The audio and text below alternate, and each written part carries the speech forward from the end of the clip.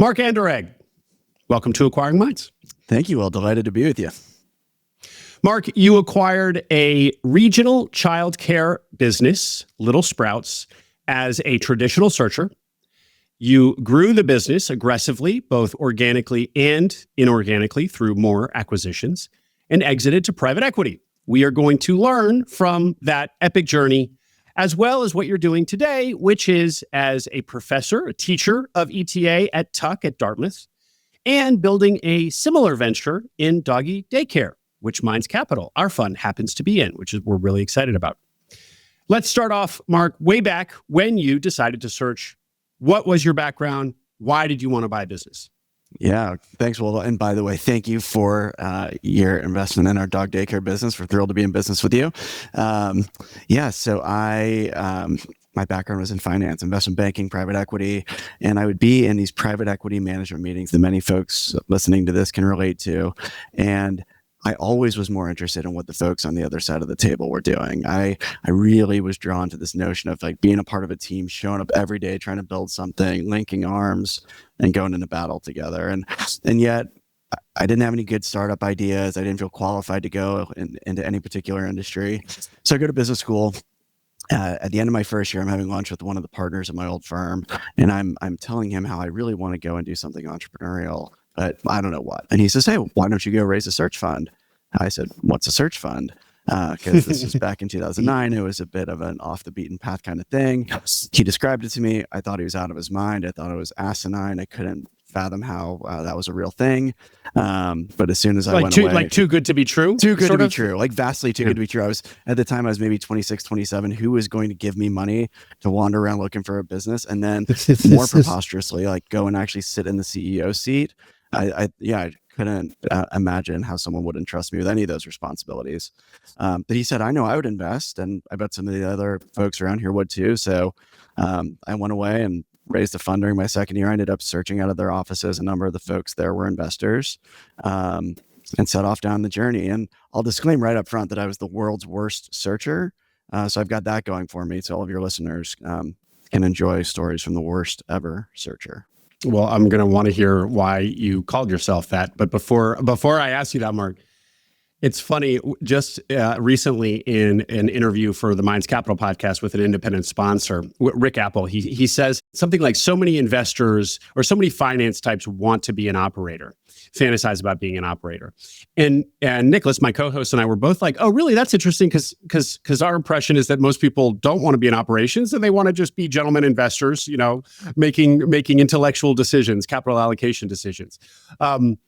And yet you were exactly that. You were somebody who came from finance, and rather than continuing, you wanted to be on the other side of the table, getting your hands dirty. And judging by the success that you've had at it, you did thrive at that and did, in fact, like it. Rick Apple's point was that people fantasize about that, but they're wrong-headed. They get into it and realize, oh, wait, actually, it was much better where I was before, just doing the spreadsheet thing. Not so in your case. Well, if I may, this is jumping way ahead and going super out of order. So if this is disorienting, just rein me in. But after exiting the business where I was a conventional operating CEO, I did in fact think that, gosh, maybe the grass was always greener on the investing side. Maybe I will just go and be a capital allocator. And I did that for some time and discovered that it just wasn't close enough to the action for me. Like I really am, I think, more suited to being a business builder than a capital allocator. And so I have since gone on to establish Newbury Franklin, where you're invested. And even as I've lived that journey, I have noticed an inclination to get closer and closer to the businesses and be more and more operationally involved. So much so that I even entertain the possibility of going and running something properly again, because I did really, really enjoy and feel well suited to sitting in that seat. That's fascinating, Mark. And I think I will make a point of having that be a theme of our conversation, because just there's a lot of pain and headaches, to state the obvious, in operations. And in fact, you felt those acutely. It was one of the reasons you decided to exit. We are so out of order now. So I'll want to have you reconcile the pain which you felt with still being drawn to it. We'll get there. We'll lace it throughout. Very great, wonderful point. Back to the story. Why were you the world's worst searcher?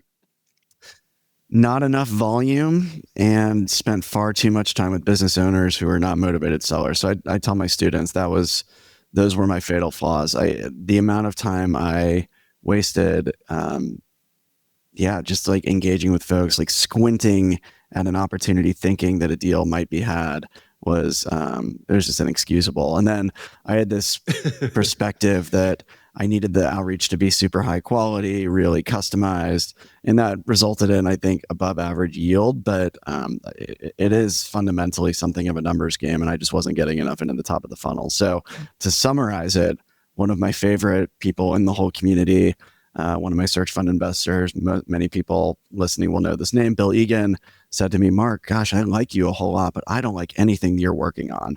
So that is among the reasons that I say that I was the worst ever searcher. Well, it's so interesting, again, Mark, because there's a lot of skepticism around proprietary outreach. First of all, it's way more crowded, obviously, than it was back in, you said 2009? Yes. So the idea that, and we hear that owners are being blasted all the time by searchers and private equity alike. And so personalization is, in fact, the way you get your edge today in outreach. So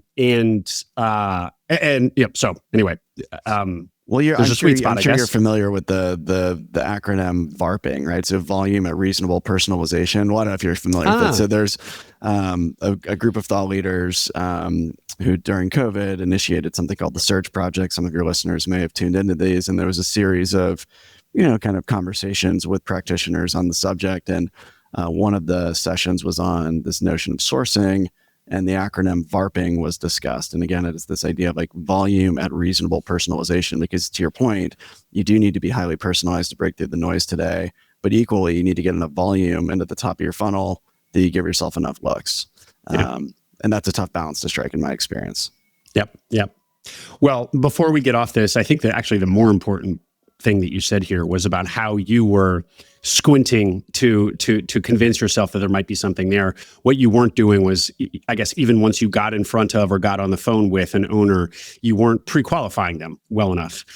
So what do you teach your students to do? How do you get to whether or not a seller who at least has taken a call with you, but how do you figure out if they're actually really in the mode to sell to you? Yeah, so I want to take this quick moment to reassure your listeners that I will become more qualified to answer Will's questions as we progress. This is a topic about which I don't feel terribly qualified. So I advise my students, and this is not very helpful, but it is stylistic. For some people, it really does pay to spend a little more time building relationship before they get into the qualification. For others, it does feel rather natural and to be direct and to get into the qualifying discussion early on. And I do think it is fundamentally personal. But what I would do is I would take the third and the fourth call before like really truly qualifying it, and that was the inexcusable waste of time that I was referring to. Mm-hmm. Gotcha. So tell us about your discovery and how the story of Little Sprouts and how the story really began with that business. Yeah, well, I don't always like to out myself about this, but I will. So I raised my search fund on the premise that I was going to focus on the education industry, but importantly, not bricks and mortar. So it was not meant to be like actual delivery of education. It was meant to be kind of services provided into the industry. Undertook my unproductive search for a couple of years, and toward the end of those 2 years, I received a phone call from a former colleague from my private equity days. He and I had sort of traveled around the country buying a bunch of for-profit school assets. I was kind of his analyst. He was the CEO. And he was calling because his son was applying to Vanderbilt, which is where I went to undergrad. And I'm sharing all this just to reinforce how obscenely lucky I got, and that I could have done the same thing for 2 years and had the same outcome. So Pete calls me and says, my son's applying to Vanderbilt. Let's talk about it. We're having a chat. And then as that conversation progresses, I go on to ask him how his business is performing. And he says, great, but we're going to sell a number of businesses to focus on this one. And he said, in fact, we're taking Little Sprouts to market. So the full backstory is I, with Pete, had acquired that business back in 2007. So I'd done a bunch of diligence on it. I knew the story. I knew the hair on it. I had fully understood the risks, and the business had performed over the ensuing several years. So I felt very comfortable with the business. And I said to Pete, Pete, you know what I'm trying to do. I'm trying to buy a single business to go and run. So let me buy it from you. And he said, okay, and the rest is history. That's why do you think I mentioned it? Yeah, exactly. He's like, I'm way ahead of you on this. Right. Fantastic. So, there was such a theme of search where it's like all of those calls, all that outreach, and where you found the deal was actually, a deal you already kind of had worked on and knew about. But it's a surface area of luck thing. You just gotta go through the motions and spread your net as far as wide as possible. And to get just takes one, right? So wherever that one comes from. It just takes one. That's right. Great. So tell us more about what you liked about Little Sprouts.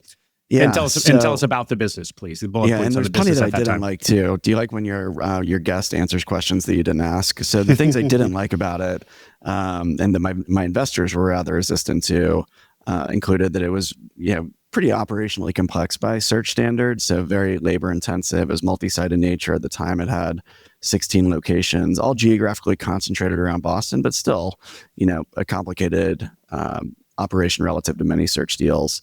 Margin profile is pretty thin as a function of the labor intensity. So at the time, it was maybe 10, 11, 12% EBITDA margin, heavily regulated. So there was a bunch of stuff that I didn't like, and consequently, or maybe not consequently, but equally, my investors didn't like. What I did like about it is just that I didn't have to believe much of anything to see a path to a good outcome. If the company just kept doing what it had been doing for the preceding 4 or 5 years, just opening a couple of locations per year, like that was going to be adequate to generate a return that for me would achieve my aspiration, which was not to hit a mega home run. My aspiration was, I just want to post a win. Frankly, Will, I wanted to demonstrate it to myself that I could go run one of these things. Like that is a big part of what it was about. And so, I had a belief that I could, just keep doing what they're doing and it would work out. And it had been growing. And anyway, I'll stop there. But I mean, it was really just like, there's nothing complicated I needed to underwrite. Yeah. Well, one of the things at Minds Capital that we look for in a business when a sponsor brings us an opportunity is, can the business can the business or the investment succeed without any of the levers working out? So of course you want there to be as many levers as possible, as many opportunities for growth, new ideas, et cetera. But if none of those work out, and it just carries on doing what it's doing at a growth rate, but a growth rate consistent with historicals, will it work as an investment? And it's a great baseline. And in fact, in the lower middle market, there are a lot of opportunities like that. And so it sounds like you kind of, I'm sure you saw all kinds of opportunity to do more with the business. But that was your threshold and it passed that threshold. You're going to give me too much credit. I don't even know that I did have a ton of vision on what else to do. I'm not like a terribly innovative, bright guy. I was just like, I'm going to go in and execute and just, keep doing what they've been doing and stay out of the way. And as we'll get into, there were some deviations from that where we did undertake some different growth strategies, but I think it would have worked even if we had just done that, as you say. Mark, I am a father with kids in daycare. To be clear, we're talking about daycares here, people. Little daycare centers where, 30 to 60 kids are in the four walls sort of thing? You know what? The average actually for us was about 140. Oh, so that's a big daycare, is it not? Yeah, and we had some as small as 30, 40, 50 for sure. We had some actually above 200, if you can believe that. Oh, wow. But really, as we started being more programmatic about what we were building, the sweet spot was, about 140, licensed for 140. So in the building at any given time, you might have 120. Okay. So these would be what we would call a daycare center as opposed to a mom and pop, which is where my kids are, where it's just right. 30 to 40 kids in a really small space or a relatively smaller space. So this is a daycare business, doing a daycare business at scale. What about the obvious, the liability, the emotional charge, as you put it to me on the pre-call, of dealing with parents' most precious asset? I mean, woe to the poor ladies who take care of my children. Exactly. And now, by the way, I could also talk about the dog daycare business and how people are, I think, similarly protective of their pet children. So it's heavily charged emotionally. it was a wonderful business. So by the way, I need to say this very clearly. I bought a very good business and I got lucky. It was a great culture with a lot of very experienced people. I mean, I had people on the team that had been with the organization 20, 25 plus years. So that is a really fortunate circumstance to find yourself in as a first-time CEO in a regulated industry, to have folks that know what they're doing and would go and talk to the regulators on my behalf and say, yeah, we've got this new guy in charge, and yes, he's new to the industry, but we believe in him. Anyway, I share all of that because the stakes were really high. And when things went wrong, it was not small potatoes. And I remember when I got out of the business just feeling like a pretty overwhelming sense of relief that I imagine every exiting CEO experiences. But I think in particular in this industry, that mantle of responsibility was pretty heavy. And yeah, these parents, you have to also keep this in mind. For the parents who are listening, you'll understand this. When your children are that young, like they haven't done anything wrong yet. They haven't become like the teenage jerks yet. And so like you're extra, like nothing is good enough for your child kind of mindset. And it becomes a difficult customer to satisfy sometimes. It can only be the daycare's fault, because what could my baby have done wrong? So in a sense, what could they have done wrong? Yeah. Which frankly is kind of true. I mean, yes. that's not irrational. And by the way, they can't even defend themselves verbally. Like the really young ones. I mean, like they can't even talk about what went on there. So there is a lot that is, it's heavy. It's heavy. Yeah. I'm reminded of just kind of an important nuance to essential businesses. I'm not sure this would qualify as essential, but substantively, it's something the parents need. And we all like essentialness as a characteristic in the businesses that we buy. But of course, in many cases, the rub is that there's a lot of pressure to essentialness. The performance, the need for it is because it is essential. You can't screw it up. So it's just be careful what you wish for. Let me respond to that if I may. Will, so something. Okay, I'm going to be a little bit on the soapbox for a moment. I think early education and early educators are the most undervalued members of society. I think the contribution to society relative to their compensation is criminal. And happily, there wasn't a lot that was happy about COVID, but one of the happy things about COVID was we as a society realized that early education is actually fundamental infrastructure to the economy. Like you will with your young kids, you and your wife, like you can't go to work if you work outside the home with your children. You just can't do it. And so the happy byproduct of that is I think the industry got the attention it has long deserved, and the funding, I think in many ways it has long deserved, because it is an essential business and it was proven as an essential business. And you're right, there's good and bad to that. But anyway, thank you for allowing me my soapbox. Yeah, no, it's great. And it's very, that your point is very abstract until you're a parent and you really feel it acutely and daily. Mark, let's hear more about the positive culture of the business. We understand the value of that and how fortunate that is. Was there any way that you could have, or that you could teach listeners to screen for that? I heard you say that the tenure of some of the employees, that's usually a good indication. Gosh, well, it's so interesting. I don't know that I've ever been asked that question, how to screen for culture. I think it's a phenomenally good question. I think tenure can be telling.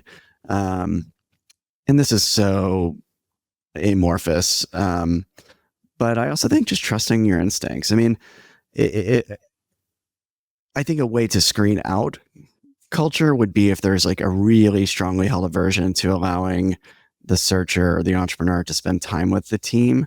I get that there's sensitivity around confidentiality and so forth, but I think by and large, most business owners that have a good, solid culture are willing at least to allow, the top 2, 3, 4 people to have exposure to the person pre-closing. And then you get a sense for the way the human beings interact with one another. And it's not so hard to discern whether the camaraderie is authentic or not. So I realize that's probably an unsatisfying answer, but I don't know. I don't actually know the right way to screen for culture. This is a distasteful way of saying it. You can edit this out. It's like whatever that senator who said, like, I don't know how to define pornography, but I know it when I see it. It's a little bit of that with culture. Yeah.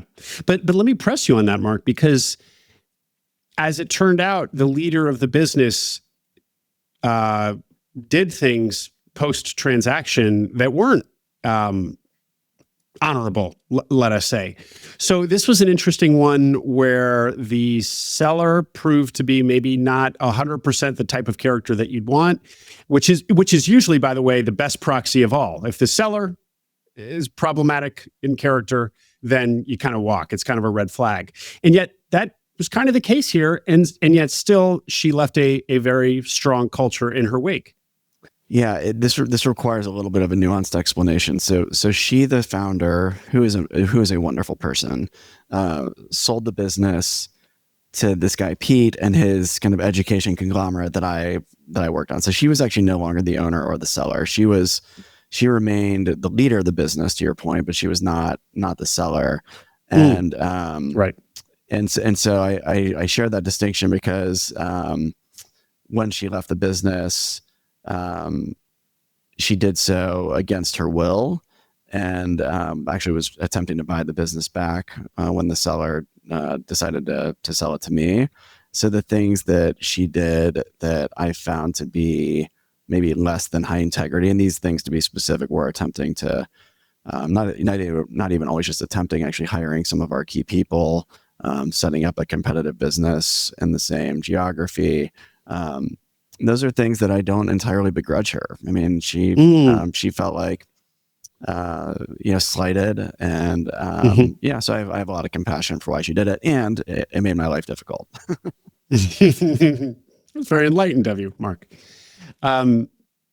Great. Okay. So you buy the business in what year was it? 2012. In 2012. Okay. Take us into the journey. Yeah. 2012, the profile, 16 locations, 17 million of revenue, pushing 2 million of EBITDA. There were 4 or 5 locations that were relatively newer that had opened in the preceding couple of years that were ramping. So there was an earnout component to their performance over the ensuing 12 months. I set about trying to do what I said I was going to do, which is to open a couple of locations per year. I'm glad, Will, you brought up the founder of the business who hired away some of our key people, because one of the key people she hired away was the person who had been responsible for opening the new locations. And so with that person went all, or at least most, of the institutional knowledge around how to do that. So there's quite a void in this pretty critical function. And when there's a void and you're the CEO of an entrepreneurial business, you become you fill the void. So I ended up becoming the real estate guy. So I learned how to open an early education business, and I will tell you, I did not make it look easy. The first location we were meant to open was intended to open in September, which kind of matters in the education business. It's not super correlated with the academic year, but there is a little bit. And we didn't open until November, which is a good way to disappoint your new customers and really aggravate your employees as well. So made some expensive mistakes. We opened a couple. If you were to look at my underwriting materials, it would tell you that I thought that they were going to cost about $250,000 per location. I can come back if you're interested to why I was so egregiously off on that assumption, because then the first couple that we opened ended up costing us more than $1 million each. Oh, wow. And it turned out that math was, it actually, believe it or not, still worked. But it was nowhere near, obviously, as favorable as what we had expected it to be. So we thought about, are there other ways that we can grow this thing? And that led us into acquisitions. If you had underwritten to opening new locations de novo for 250 and it ends up costing 4 times that, while I hear you say, unbelievably, the math still worked, it would still, the math worked in terms of, like, you still have a profitable operation, but that must have really hurt projected returns. That must have been a very scary realization. Yeah, no, I would say there were days that I would come home and just think to myself, there's absolutely no way I'm going to make any money on this deal. Like the company is not going to go away. Like, we'll be able to service our debt and probably, generate some sort of underwhelming return to shareholders. But I myself am probably not going to make any money on this. And for that exact reason.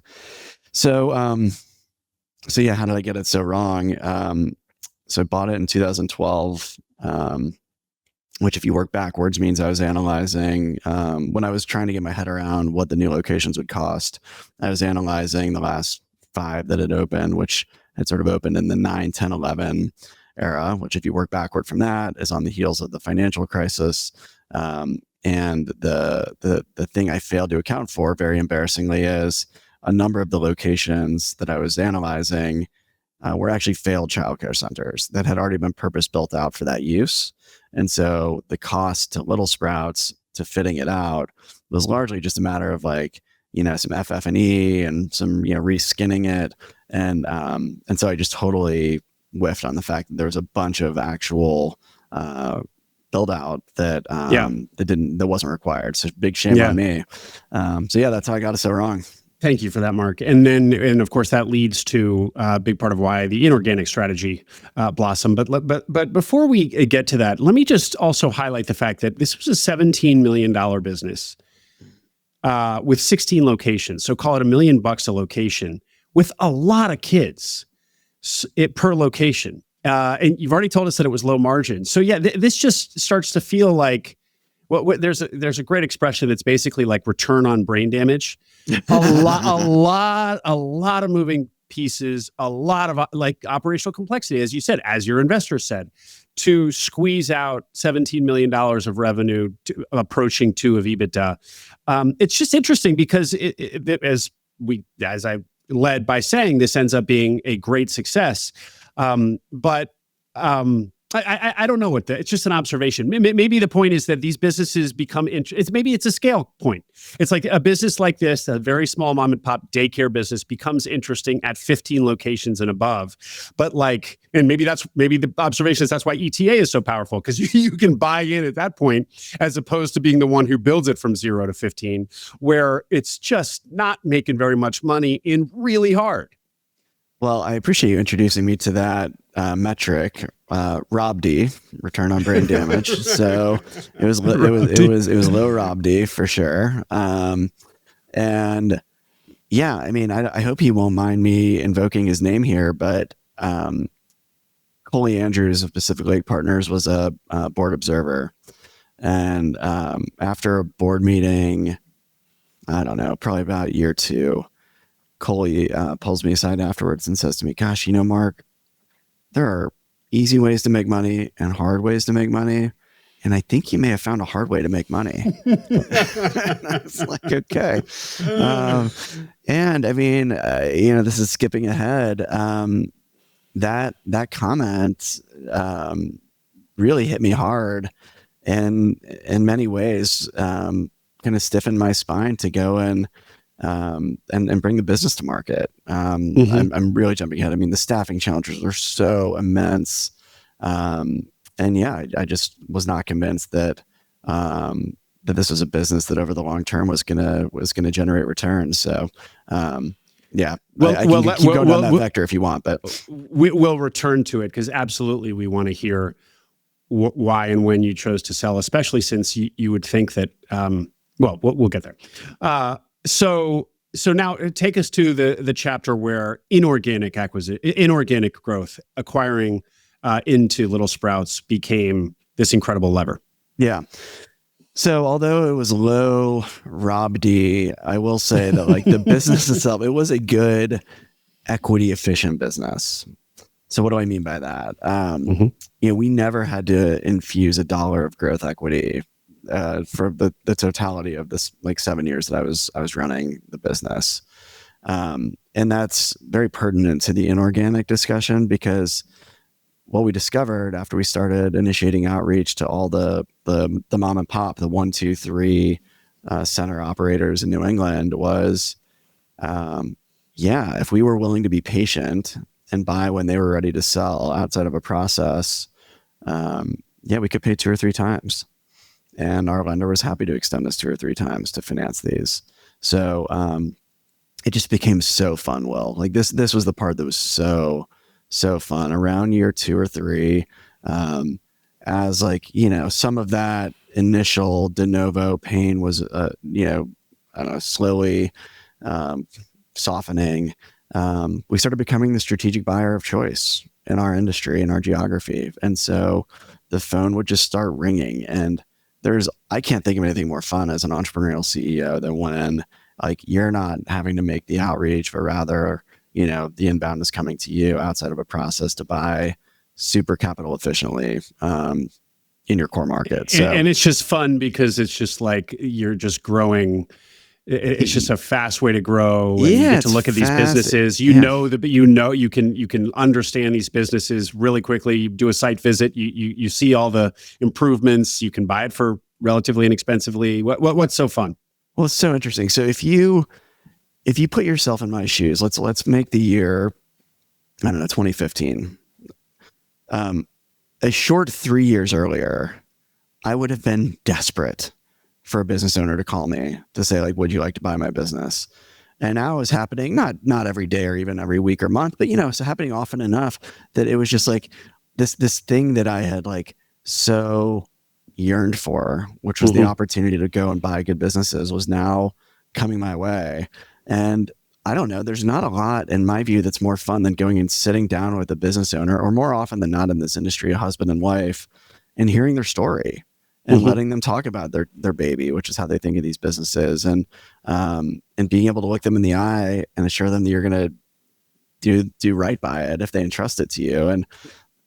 And I feel like I'm like really like sounding self-absorbed right now, but like, when you have people calling me and saying like, I hear you're like the high integrity and you do what you say you're going to do, it feels good to have earned that kind of reputation. So I don't know, there's a bunch of like I don't know, you might call it external validation or whatever that feels good coming in that. So. Well, and you also just start to see a path of faster growth because there are daycare centers, of course, thousands upon thousands in every, across the country. So in every town, there's multiple, and you can just kind of imagining just the dots on the map proliferating. So this is not appealing to your higher sense of, but just the kind of the hungry, growthy orientation. It's like, wow, we could just supercharge how quickly we grow with all this inbound, right? Okay, so I have to go on another tangent because I earlier I got on the soapbox about kind of the altruism aspect of early ed. But what I learned about myself as I was in this industry was it was lovely that it was altruistic, but really that was not what fired me up. What fired me up was building a business. And it was fun to see the dots on the map, and it was fun to grow. And AJ Wazerstein, who I'm sure all of your listeners will be familiar with, who I think is just unbelievably wise, said to me when I was raising my search fund, I was pitching him on the search, and I told him I was going to do education, and I told him it was partly altruistic. And he said to me, Mark, I think you will be more fulfilled building a great business in any industry where you take great care of your employees and great care of your customers than if you have kind of a mediocre business in an altruistic industry. And boy, was he right, in my view. So anyway, it was a path like fast, capital efficient growth. And for me, there's not much more fun than that.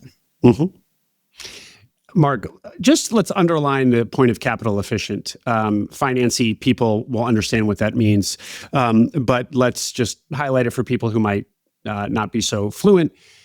What you said earlier that you could acquire with just debt and balance sheet cash as opposed to equity. Expand on why that's powerful, please.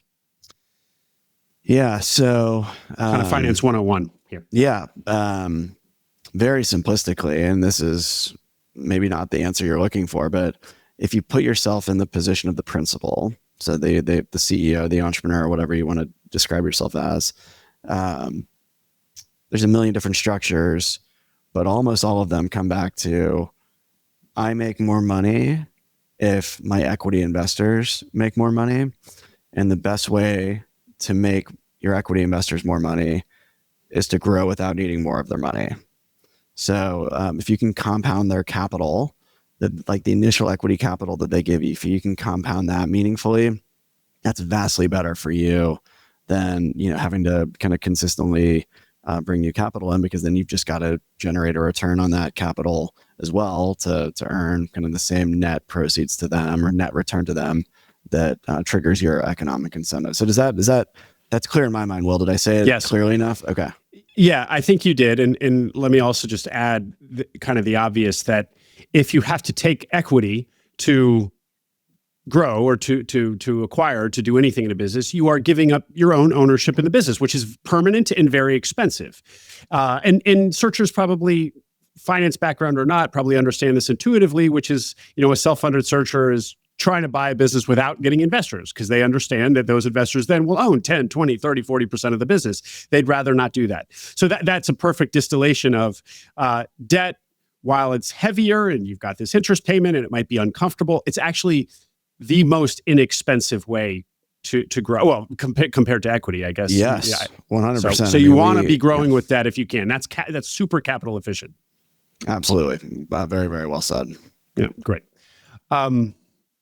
Okay, let's talk about how some of the levers and some of the kind of the inflection points as you went. House of brands versus branded house. I love this turn of phrase that you shared with me on the pre-call. What did that mean? Yeah. So we completed our first couple of acquisitions, and as we just discussed, they were screamers economically, really good deals financially, but operationally, they were so taxing. So we would buy these, one or two or three center operators, and we would go and, my team and I would go and sit down with all the staff, and we would go and sit down with all of the families, our customers, and often each, the customers and the employees would be like, thanks, Little Sprouts, but actually, we kind of wanted this mom and pop. There's a reason that we enrolled our children here, and you're kind of big corporate, which is sort of laughable to most of us that we as a $20 million business, we're big corporate, but we were. So anyway, why do I share that? There's this big resistance, often to us coming in and rebranding and doing things our way, and so over time, we thought to ourselves, well, geez, if we're buying a good brand and in its market, it's got a good reputation, what if we should leave it alone? And, we'll centralize the back office, and it will be integrated into our business, but the brand and the customer facing stuff, especially, we leave it as is. And so that's what we did. So if a brand was kind of neutral to underperforming, we would rebrand it as Little Sprouts. And if it was flourishing, we would leave it alone. So Little Sprouts, that began as a solitary brand, a branded house, we would call it, emerged into a house of brands where we had, different brands in Vermont and different brands in Connecticut. And so now different brands in Massachusetts even. So it became a house of brands, which you can argue both ways. The counter argument to doing it is, upon exit, does a buyer perceive that you are less of a really cohesive business and therefore ascribe a lower multiple to you? Which we simply did not find to be the case, although I readily admit that we may have just gotten lucky on that front. Mm-hmm. Yeah, because of course, brand itself has goodwill value. Correct. And so if you haven't built a brand, you might get nicked there. But you didn't find that to be the case. You had said, Mark, that actually in your new venture with Newbury Franklin that we're in, the dog daycare, that this question has come up again. How are you thinking about it in this venture? The same way, or is this a very case by case decision for entrepreneurs? Yeah, so I think it is case by case, and the truth of the matter, on this one is we are unresolved as to how we're going to handle it. Today, we're so small; we've only got a couple of locations. They have different brands. We have an intention around a brand that we may harmonize around, but it's far from certain that we will do so. And some of it, we think, has to do with the brands that you end up acquiring and inheriting. I mean, are they brands that you think are scalable and that you can build around? Or do you, put together a smattering of brands that are fine independently, but you wouldn't necessarily want to, make that your go-to-market cohesively. So as you can hear in that kind of wishy-washy answer, we're still early days and still very much figuring it out. You said something that I also think is key. We were talking about the value of a cohesive brand, value ascribed to that on exit, and how you might be leaving value on the table. But you also said that at the local level, the customers were actually paying for a mom and pop brand. They wanted a mom and pop brand. So you could also, as you basically said, if you change the brand, there's costs there. There may be costs there in changing the brand that you think that you think you're getting all good profit goodwill value as you sell with a unified brand, but you're not taking into account the fact that you might have left some money on the table by not retaining the original brand back when that's you right. bought it. Yeah, if I go buy a childcare center and I have a bunch of attrition, customers or employees for that matter, because they're averse to maybe not just the brand, but really what the brand stands for or means to them. Then a lot of what you've paid for is probably the value has eroded. But then there's a million other considerations, right? Like, marketing dollars. If you're if you're needing to go to market to advertise for a bunch of different brands versus one brand, that's not costless, and so on and so forth. Yeah, totally. Speaking of marketing, that was a big feature of your growth. Talk to us about how that played out, please. Yeah. Well, I say to folks that I think I did almost nothing good for Little Sprouts, but there was maybe like a small handful of things. And one was I realized early on that we were in a consumer facing business and our marketing function was substandard. And anyway, so then that's okay. These small businesses are not going to be aces across all the functions. And I did become clear in my head, though, that it was going to be important to upgrade that function. And so I did not conduct an executive search. I just called my friend from business school, Sarah Clabby, and I just said, Sarah, she was in Chicago. She had this. She was the one that everyone loved in our business school class because she's wonderful, and everyone hated because she got all the jobs they all wanted.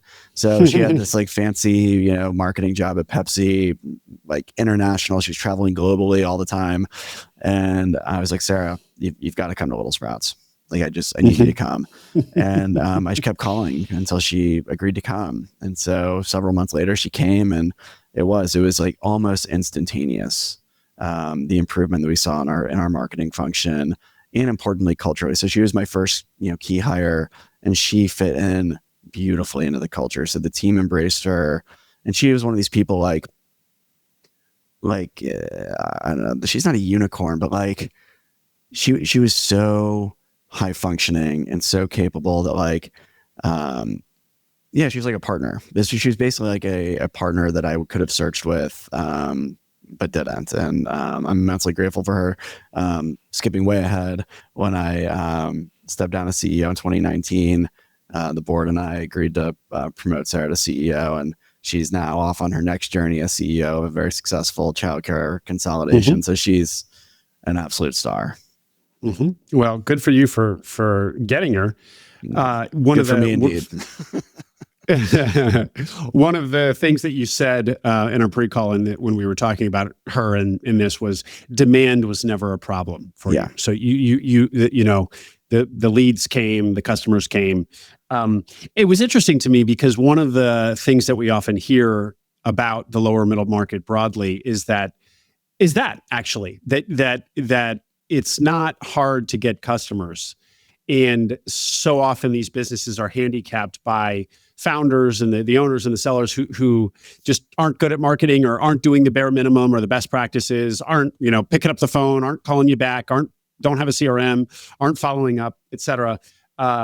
Was this a question of that, or was there more, or what? Say more about how you what the delta was between what you had and what you got from Sarah. Yeah, absolutely. So the supply demand imbalance is always very much in our favor. So that was like when you asked me the outset, what is one of the things I liked about it? Really what it boiled down to was there's vastly more demand for childcare services than there was supply. So you could very credibly think about opening new locations and having conviction that, if you build it, they will come, so to speak, because there's more demand than supply in the market already. So that absolutely buoyed us. But then, Sarah was so good that I could open anywhere. I could say to her, Sarah, we're going to open in Watertown, Massachusetts, which is the global headquarters of Bright Horizons, which is by far the gold standard in our industry. We opened up a mile from their global headquarters, and we filled it up. And it was just, Sarah was that good, and the team was very good. So favorable dynamics industry wise. I think augmented by a very capable executive. Mm-hmm. This demand supply imbalance, is there a best practice to figure that out as an outsider to the industry? That's a great question. I don't know that I would have. I think industry selection is so hard. I think it's so hard. I think once you find one, why, Mark? Say more about well, that. I mean, okay. So if you're really serious, so Will Thorndike says the single lever at your disposal as an entrepreneur in search that you can unilaterally pull to improve your chances of success is industry selection. He says it much more succinctly. But that's the long and short of it. And so that means you want good recurring revenue, you want high returns on tangible capital, you want industry growth. And to get those three things in one industry that you don't have to pay obscene multiples to get into, like, I don't know, there's just not a ton of them. And so then you have to ask yourself, all right, if I'm going to trade, which of those three variables am I willing to flex on? And that's a tough question to answer. And foregoing any one of those is hard to swallow. So I think it's really hard. I think once you have identified an industry that you want to learn about and that you think might be a good fit, I think it's very easy to get to the bottom of whether it's a good one or not. I think it's like the ideation, for me anyway, that is the hard part. So with early ed, it's super easy to figure it out. I mean, it's heavily regulated. So there's every jurisdiction has license capacity published. And then you can pull the census data for 0 to 5 population, compare the two and make some assumptions around how many folks might use nannies or, one parent stays home. And, you can pretty quickly back into how it's never a question of like, is the supply demand out of whack? There's always more demand than supply, but it's like, how out of whack is it? And those are the markets that we targeted. And then for us, the beauty was we would go and try to buy into those industries because, again, we could fully debt finance them. So those the most equity efficient. But then if there weren't any sellers, we just go, okay, we'll build. Like, if we can't buy into this in your market, we'll just come build. And that wasn't meant to be like threatening, but it was just like we had the like wonderful privilege of being able to grow either way, which was very empowering because there was no market that we couldn't enter. So long as, the rents for the real estate weren't ridiculous, which they were in some limited cases. So you felt like you could go into almost any market, either acquire your way in or de novo your way in and fill a daycare center. It was just stack ranking which markets are most attractive. Let's go find the ones that are best first. And that's very well said. That's it. And we did. We had a stack ranked list, and part of and we developed that list very quantitatively, in large part because I was not from the area. I didn't know the first thing about New England geography. And so we commissioned this whole project to really try to objectively analyze and quantify what are the markets we ought to get into. And we did. We kind of executed against that list and it worked. But I think even if we had not been that rigorous, it would have worked because, we were in quite literally the lowest income markets in Massachusetts and the highest income markets in Massachusetts. And we could make it work in both places. Do you think that the childcare industry still suffers from a supply-demand imbalance? What is your analysis today of that? Of the whole market? Let's go back to my being underqualified to opine position. So I've been like pretty fully out of the industry for several years now, so I don't really know. My sense, though, just from search activity and otherwise, is that there is still tons of opportunity in that industry. So is the supply demand as out of whack? That I don't know, but is there still a supply demand imbalance? I think for sure. Not knowing New England geography, you remind me of my college roommate who said, "Wait, Rhode Island is not an island?" that was exactly how uninformed I was. No disrespect to your college roommate when I got out here. Yeah. Now, talk to us about we'll return to the pain of operating. We've heard a lot of the good stuff, and in staffing in particular, you said, you called out. Talk to us now about kind of work us toward the end of your ownership or your CEO-ship of the business. Yep. So, everyone knows this about early education. So this is not some big insight. When I was doing diligence, everyone said, gosh, the staffing is really hard. And it is. So you have to adhere to very strict student to teacher ratios. And the cost to being out of ratio is not a slap on the wrist. It can be up to and including your license being revoked. So these are grave consequences to being out of ratio. And to boot, to be in ratio in most jurisdictions, you have to have a teacher with a certain credential, and the teacher with that credential earns a wage that is a true, I think many would consider it, I don't know technically if the following statement is true, but not a living wage. It was a very low wage industry. And the challenge was, and I believe this remains in the industry today, that for many, not for all, there are some who are truly passionate about the youngest of the children, but for many, it is a stepping stone to the public school district, where your comp roughly doubles. You get state benefits, you get summers off. I mean, all sorts of things make it a much more pleasant place to work. So yeah, it was always, like, for many, a short-term way station. And that just has the effect of needing to constantly be hiring and training a lot of folks. And, like, we had a whole call center full of recruiters. I mean, we had a pretty well developed machine, but even still, especially as, if you think about let's see, like the 13, 14, 15 era, really strong economic climate and unemployment at, all-time lows. It was just a very competitive labor market, and we struggled to attract and retain teachers. And I had such a good team that I myself was not, like, fully tip of the spear on this, but Sarah, who I mentioned previously, Melissa, who is my colleague that I actually the sister of the founder that I mentioned, who was a leader of the business. I mean, it was a go to sleep every night thinking about it and wake up every morning thinking about it, and not thinking about it, like panicking about it. I mean, there was a call every morning to figure out how we're going to plug the staffing holes. Wow. And the school's open at 6 a.m. So it's like, it's just very, very taxing. And the truth of the matter is we never solved it.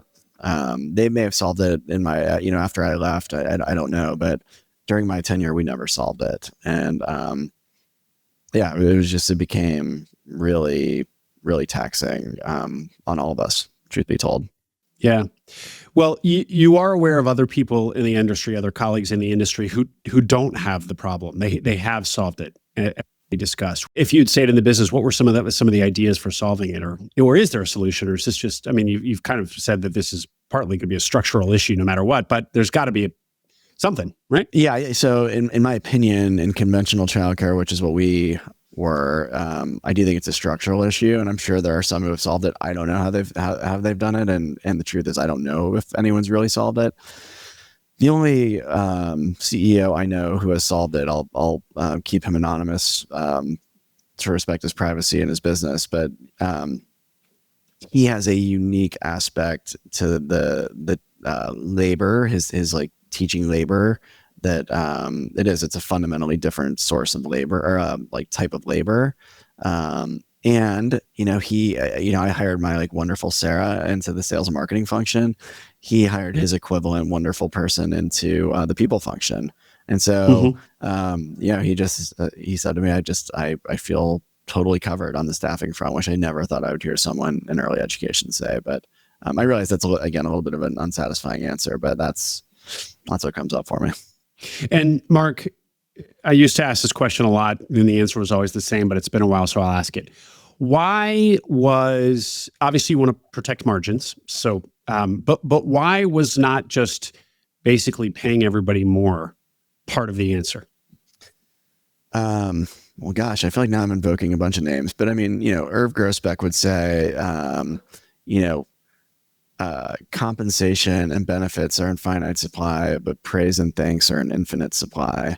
And I just found that to be completely true. So there was one time that, to your point, Will, we're like, all right, we just have to, we've got to put through, something beyond a cost of living increase. Like, we've got to do something to try to stabilize the labor.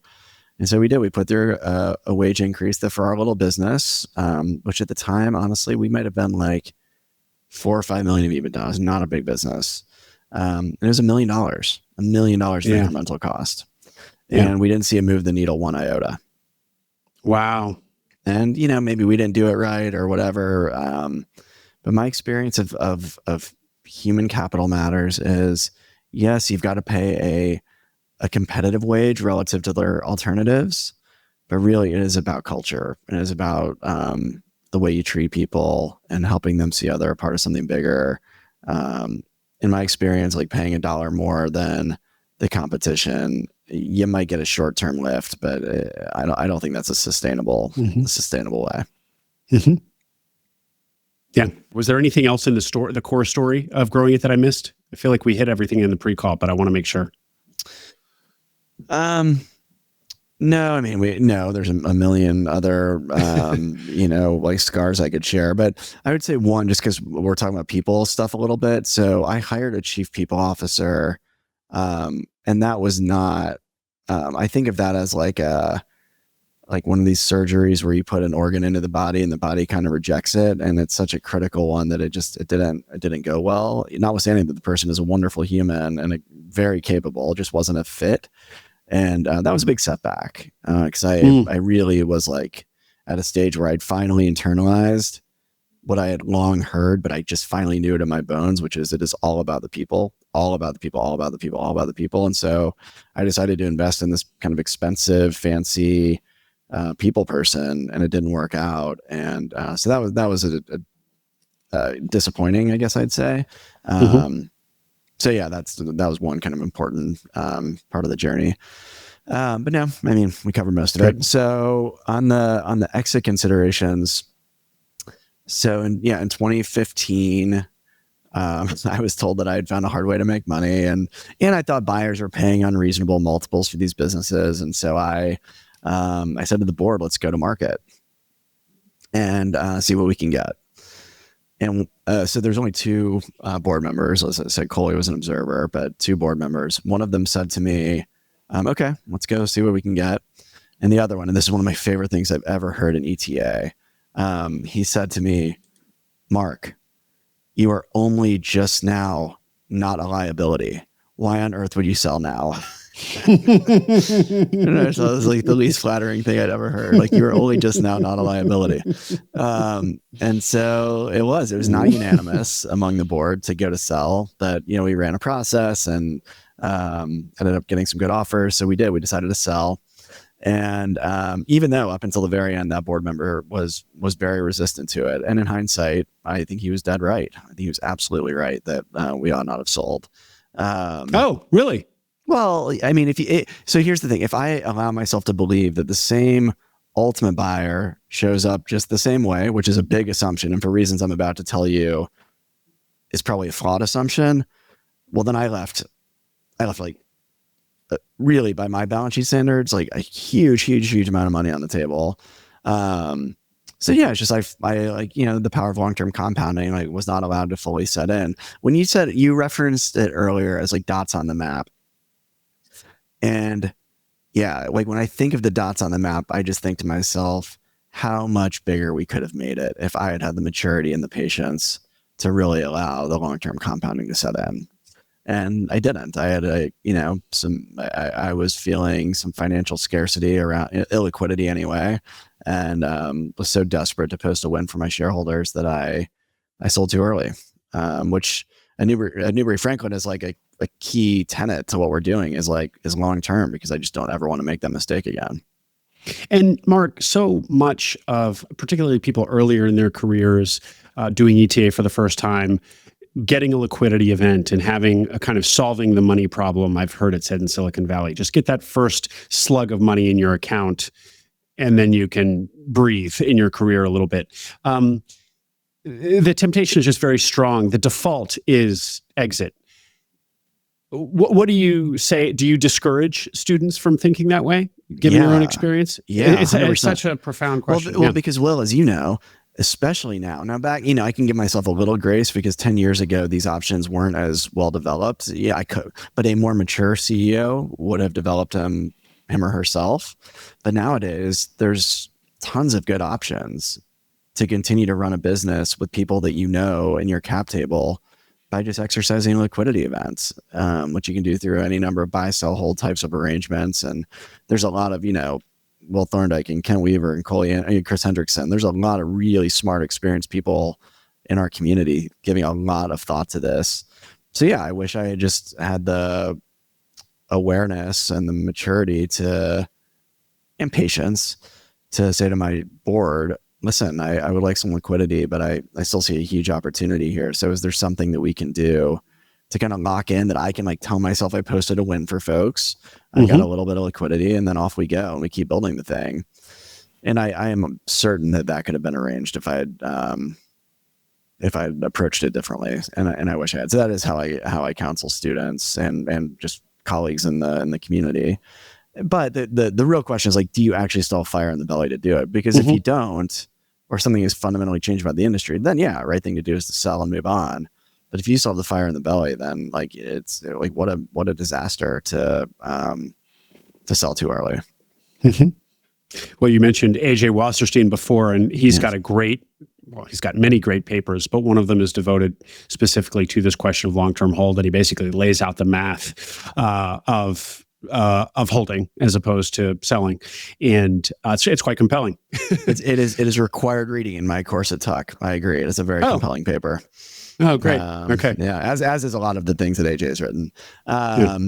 So let me just say a bit more, if I may, about the exit, because there's a whole huge important chapter that evolved from that. So we sold in 2015 to a private equity firm in New York called the Wicks Group that focused not entirely but largely on education.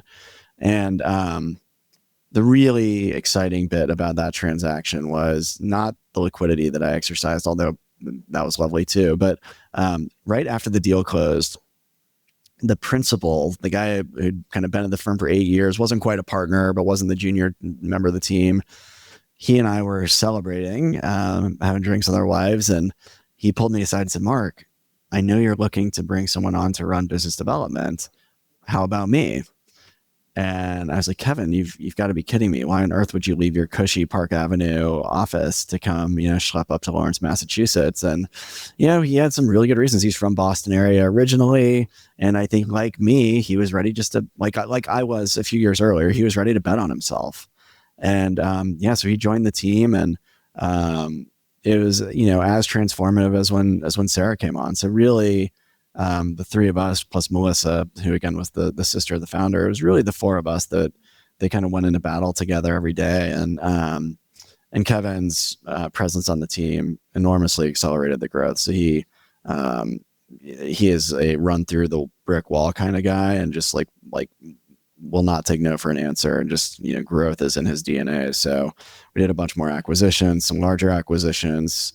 He became very capable at the de novo work. So he actually still does real estate development on the side now.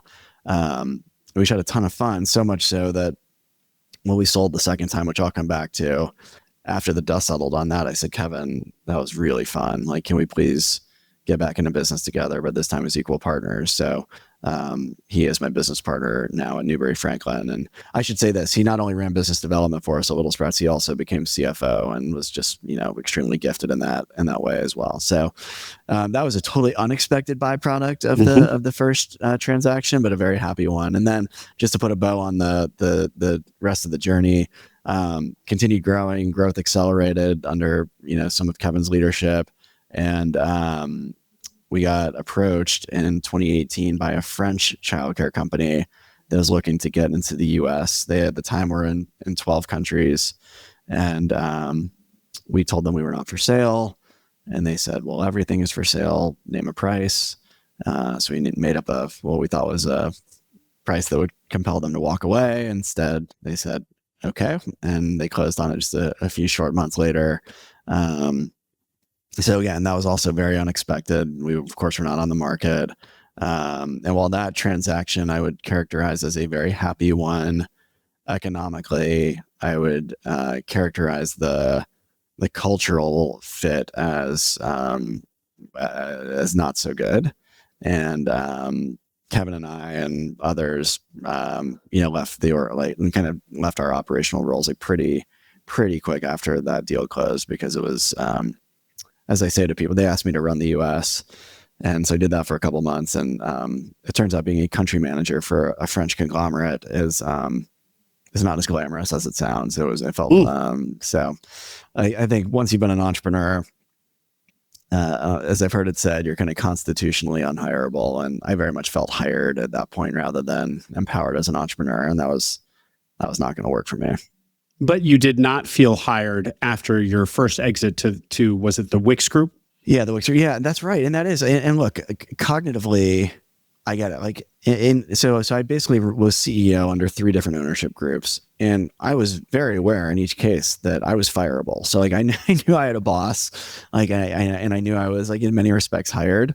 And of course, my search cap table felt the most entrepreneurial, and I felt the most empowered and autonomous. But I'll tell you, the private equity board, I felt really empowered and autonomous there too. And I know that folks have a lot of different types of experiences, and I have friends that have not felt empowered or autonomous with their private equity boards, but I did, and I did not at all with the ultimate buyer. Mm-hmm. And I heard you just characterize so you said you had basically 3 different boards that you were the CEO for, and your first one, of course, was you as a searcher, as the traditional searcher. Yeah. The structure of a traditional search fund is such that your investors are your board and can fire you. This is one of the key distinctions between self-funded search and traditional search. Do you take the point that self-funded search folks will make that being a traditional searcher is a little more CEO than entrepreneur? So if there's a spectrum, I would say yes. I'm a hired gun, private equity backed CEO over here. Let's call that like, 0% entrepreneur, 100% CEO, like manager, and then self-funded is 100% entrepreneur, not manager. I would put search CEO at like 92.5% or something, like really like close to the self-funded searcher. Cause I think in almost all cases, those CEOs are radically empowered and autonomous. And there's this misconception, I think, increasingly that like the board is going to tell you when it's time to sell. And it has never been my experience that that's the case. It is almost always, in my case, like personally, it has always been the case that is the CEO, the searcher, saying when it's time to get off the bus, and the board listens. So I think it's a very entrepreneurial way of building a career. Mm-hmm. Yeah, great. So let's return now, Mark, to this theme of you wanting to be close to the action, so having the option at the end of a successful search journey to become a capital allocator by profession, and actually choosing to go back into the field, even though, we heard you say that one of the reasons that you wanted to exit from Little Sprouts was because of the operational challenges, in particular staffing, but I'm sure there were 100 others. So yeah, square the circle for us. Why are you like a moth to a flame? and maybe help our listeners figure out what they are. Yeah. That last part of the question is a really provocative one. So I should say that I've had friends ask me, Mark, do you have amnesia? Like, have you forgotten how hard it is? Like, why are you looking to get back closer to the action? And we can invoke his name for a third time. I mean, AJ has a paper about this too, about like, where are you on your, like, how do you want to organize yourself? Do you really want to be an opco CEO, or do you want to be like a holdco type, or even, just like a private equity investor? And one of them is not better than the others. And this starts to get to the last part of your question. It's like, what authentically suits you? And what I have discovered about myself is I spent a year after I exited, like really just investing in search funds, like pretty full time. And I'd been doing that just as a hobby on the side while I was CEO for the preceding 3 or 4 years. And what I found to be really fun as a part-time thing or hobby, I found just not to be fulfilling as a full-time thing.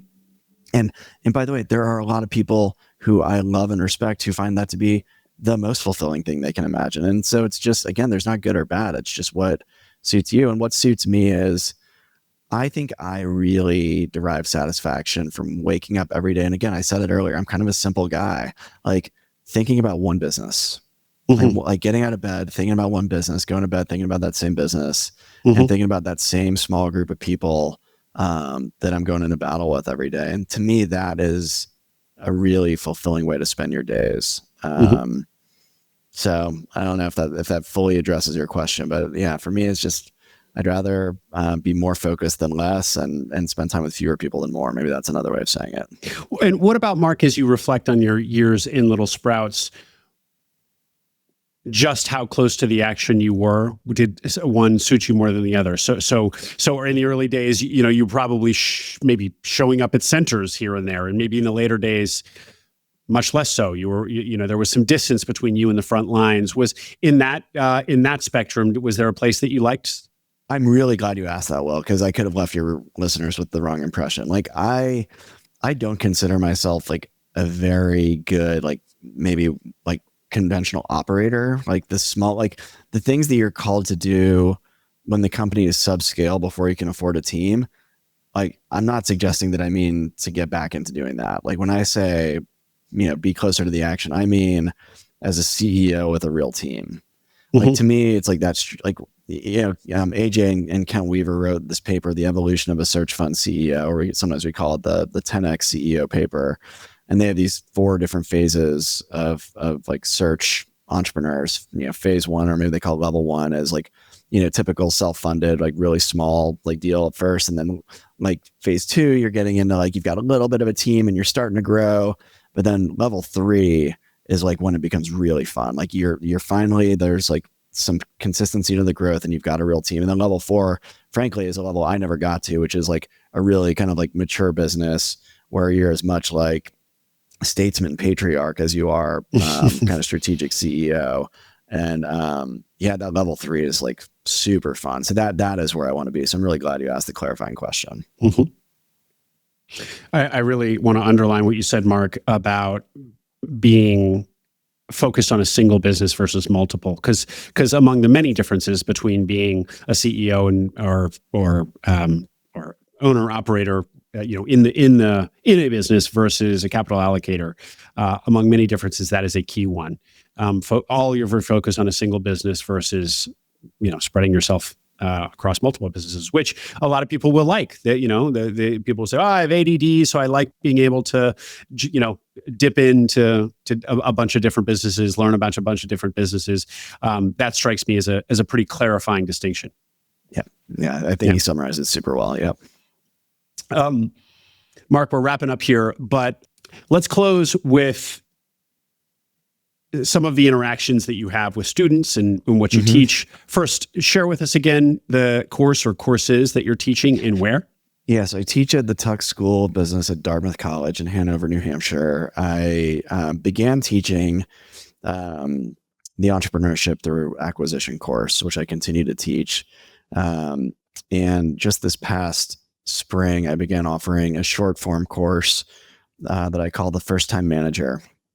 And that is based on 2 things, I guess. Number 1, my students in the ETA course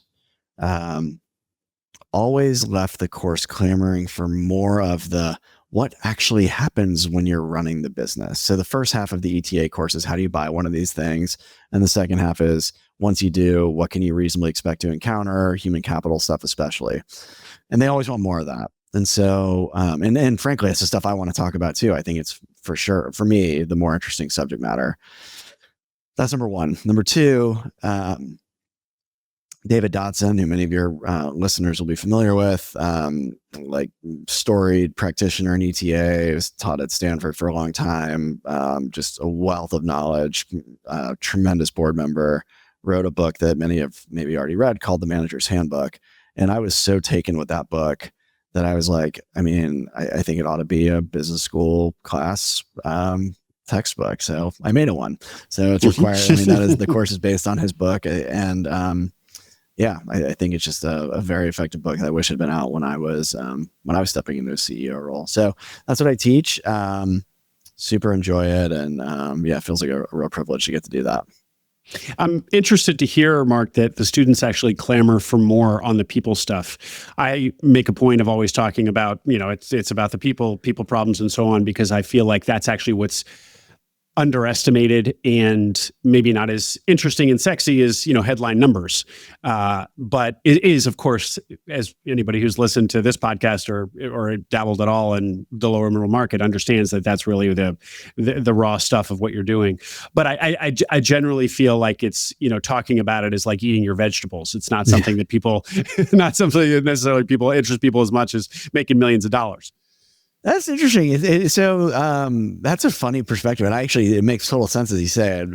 I'm reacting to it that way because like it is so palpable in my class how much the human capital stuff gets their attention, and who knows? It could just be because that's what really interests me, and so maybe there's some contagion. I don't know, but I think the other thing is I have guests come to each of my classes, and so they're typically the protagonist in the case that the students have prepared that week, and invariably, because they are CEOs, that's all they want to talk about too, because like that really, they know that's what matters. And so I don't know if it's maybe a byproduct of that, even over the first few weeks in ETA, when we're talking about deal stuff, like the human element still always features.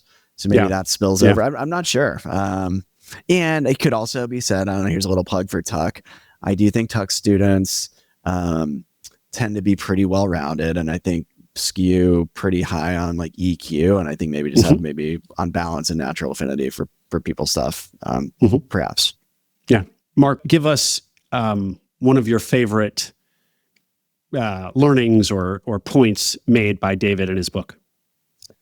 Oh my goodness. I'll just tell you the first one that comes to mind because the stuff you read in a book like that, you naturally focus on the things that you're not doing well, right? So like it's easy to like check like, oh good, he says I should do this, great, I'm already naturally doing that. But it's like the stuff that you're not doing. So one of the things that I took from it is his concept of immediate performance feedback. So this idea that like you leave the meeting, you get off the call, whatever, and you go and you seek it out like right then, not 20 minutes later, but like right then. And so I've taken the opportunity, I'm a developing board member. Like I've been doing it for a while now, but like I still have a lot to learn as a board member in these search deals.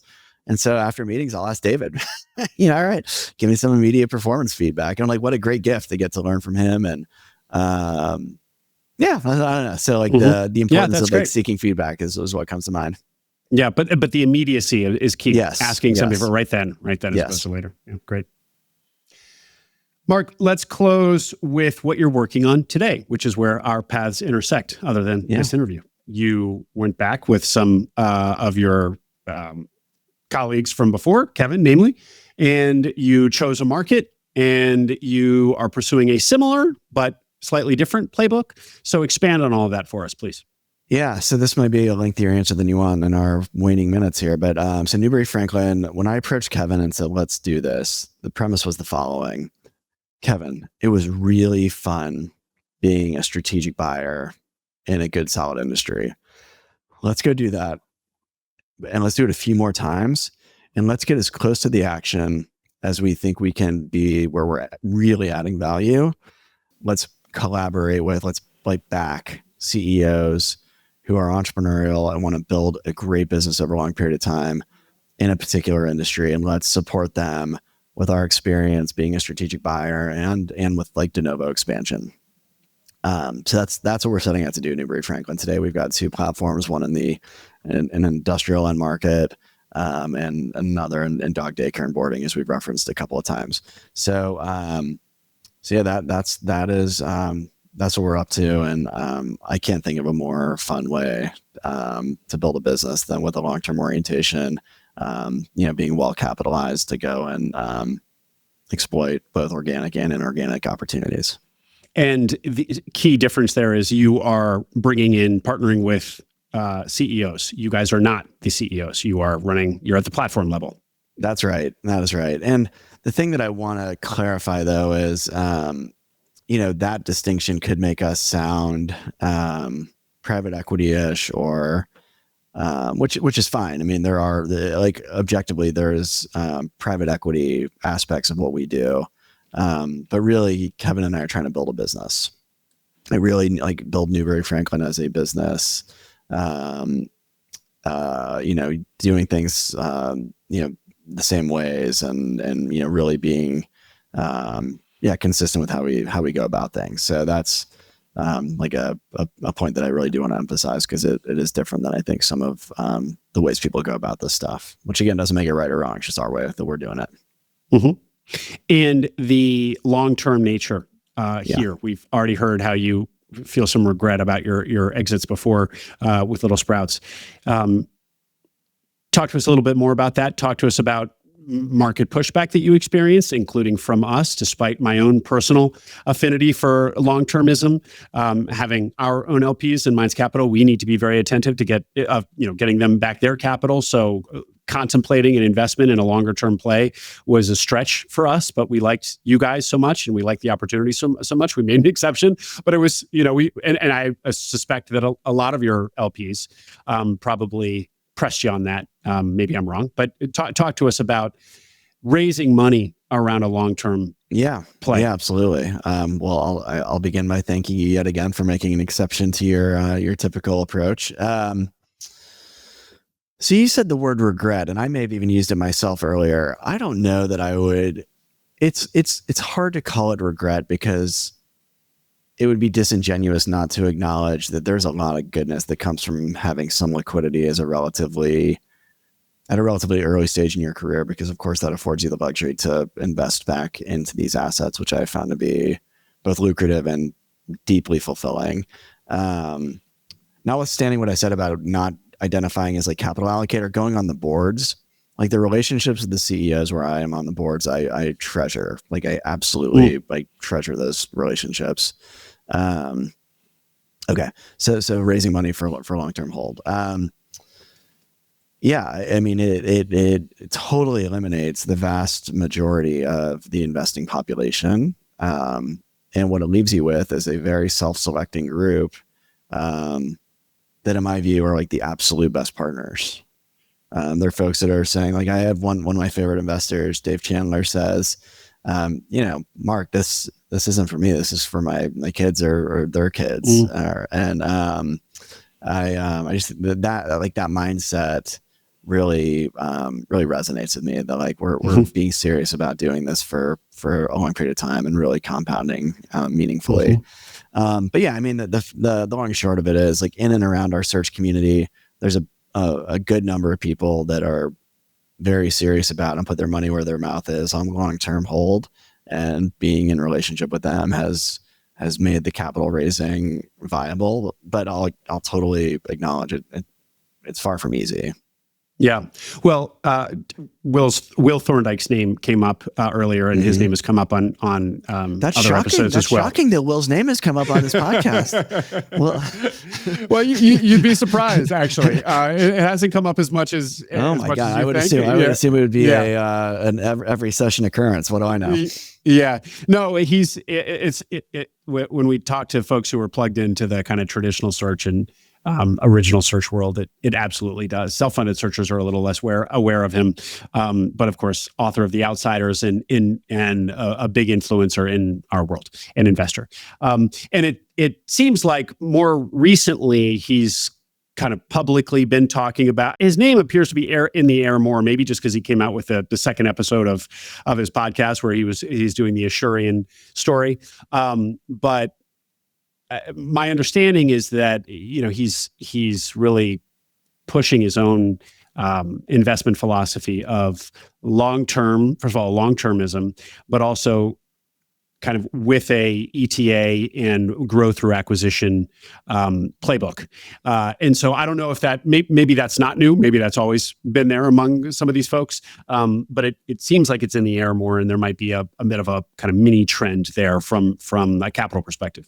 Yeah, so I can say a couple things in response to that. First, I think Will has always held that that view. I do think you're right, though, that it's in the air more. But like one of my favorite things I've heard Will say is, the power of long-term compounding is not limited to financial compounding, and in fact, it extends to relationships and knowledge and reputation. And he, there's a number of these boards, these radically successful boards, including Ashurian and Carolyn Assisted Living, that I don't know. I should come up short of like trying to do Will's biography, but I mean, I'm pretty sure that he was on some of those boards for 20 plus years, maybe even longer. And the long-term compounding of like knowledge and relationship and all that comes along with that is just astounding. So that's my way of like validating the yes, indeed. I think he's had this long-term orientation for forever. And yes, recently he has been outspoken in a good way, in my view, about the missed opportunity within the search community to keep good businesses in the community and not sold to private equity. Because often folks like me, sell too early, and the amount of wealth for the entrepreneurs and investors that was lost is maybe a poor choice of words, foregone, as a function of selling to private equity is measured in the billions. And so I think he's taking something of a he's making it his business to see what we can do as a community to keep those businesses in the community for longer, which I think is wonderful. Mm-hmm. How can people reach you, Mark? What do you prefer? LinkedIn, your page on Tuck, or what? Yeah, and any of the above. Yeah, LinkedIn's usually pretty easy. Mark at newburyfranklin.com is my email address. Folks are welcome to reach out to me directly there, or Tuck, like whatever you want. Excellent. Mark Anderegg, what a wonderful interview. What a wonderful story. Loved having you. Thanks for doing it. Thanks for including me, Will. Really enjoyed it. Hope you enjoyed that interview.